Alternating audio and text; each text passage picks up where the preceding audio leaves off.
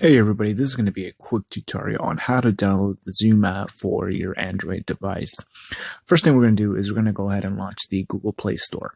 Once we get to the Google Play Store, we're going to go ahead and type in Zoom in the search bar.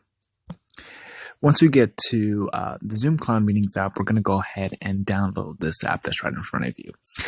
This is a free app, so there should be no reason for you to pay for this. So it should be a free download. Once you've downloaded the app, we're going to go ahead and open the app and launch it. When we get here, you can actually go ahead and stop if you want to. There's no reason for you to sign up unless you want to. However, we do recommend that you sign up, but if you don't, it's perfectly okay. If somebody sends you a Zoom meeting app, you'll be able to access it without an issue. But for those of you who do want to go ahead and sign up, it's actually pretty easy. What we'll do is we'll go to the sign up button, and all it's going to ask you is an email, first and last name, and just agree to the terms and services. And that's it. After that, what's going to happen is it's going to ask you to create a password. Pretty simple. And then after that, it will go ahead and send you an email to your email account, and it'll look something like this.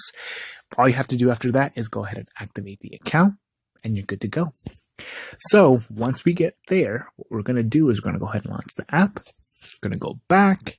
We're going to go ahead and sign in. And we're going to sign in because you've already signed up for the account. You already have an email address and you had a password set up.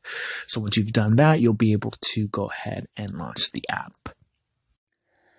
All right, now that we're all signed in, what I'm going to do is I'm going to actually walk you through the Zoom meeting and show you exactly what you're going to be what's going to look like when you're in a Zoom meeting. So I'm going to go ahead and start that. Let's go ahead and start the meeting. You're going to see me here really quick. Now you see me here. Hey, what's going on, everybody? So what I'm going to show you is some of the features of Zoom. When you log into Zoom, this is exactly what you're going to see. Everybody's going to see you. Everybody's going to hear you. If you don't want people to hear you, on the bottom left-hand corner of your phone, you're going to see the mute button. Go ahead and click that. Once it turns red, it means that it's muted and people can't hear you. If it's on like this, people can hear you. Quick word of caution: if you don't want people to hear your conversations, make sure that button is red because people will hear your conversations. So make sure you hit that red button, okay? Also, if you don't want people to see you, but you still want to hear what's going on or see the person talking, you can go ahead and stop the video here. Similar to how it was with the mute button, you can go ahead and hit that once it's red. People can't see you, but you can still see everybody else. Kind of a little cool feature. However, if you want somebody to see you or if you want somebody to hear you, would you go ahead and push the button again, and you have the ability to talk. Remember, it's always courteous to have you muted because you don't want the ambient noise from the back to be heard by other people on the other meetings. Because it might not just be you in the meeting, it might be a bunch of other people. So make sure that you have that set. Understand? Good.